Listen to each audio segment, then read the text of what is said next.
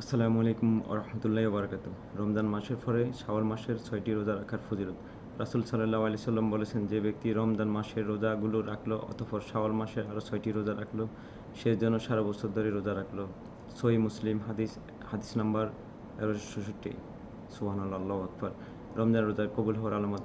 শাওয়াল মাসে রোজার একটি ফজিলত হলো যে এই রোজার কবুল হওয়ার একটি আলামত।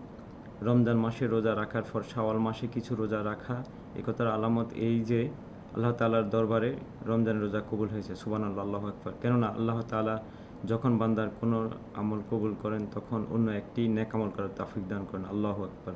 শাওয়াল মাসের রোজার বিশেষ গুরুত্ব ফজিলত রয়েছে। এই রমজানের রোজার ফর পূর্ণতা অর্জন করতে সাহায্য করে। রমজান মাসের রোজার ফর আরও ইবাদত করার সুযোগ। দুনিয়া ও আখিরাতে বরকত। শাওয়াল মাসের রোজাগুলি রাখলে দুনিয়ায় ও আখিরাতে বরকত পাওয়া যায়। রোজাগুলো ঈমান ও তাওবার শক্তি বাড়ায় এবং আল্লাহর নিকট মনোযোগী হতে সাহায্য করে। এটি একটি মহান সুযোগ, যেহেতু একে রমজানের রোজার ফর পূর্ণতা ও ধারাবাহিকতা হিসাবে দেখা হয়, যা এক বছরের ইবাদতের প্রতিদান সৃষ্টিকারী হতে সাহায্য করে। সুবহানাল্লাহ, আল্লাহু আকবার। আল্লাহ তাআলা আমাদেরকে শাওয়াল মাসের 6টি নফল রোজা রাখার তৌফিক দান করে।